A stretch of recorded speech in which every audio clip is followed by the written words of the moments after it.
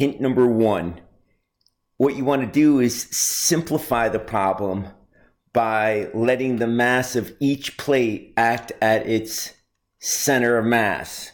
So you want to find the mass of this plate right here, and then let that mass act at its center of mass.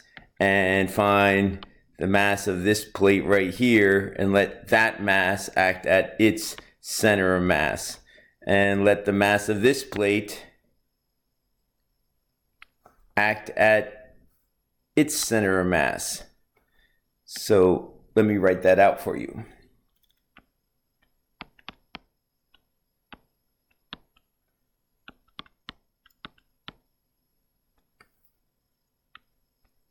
Whoops.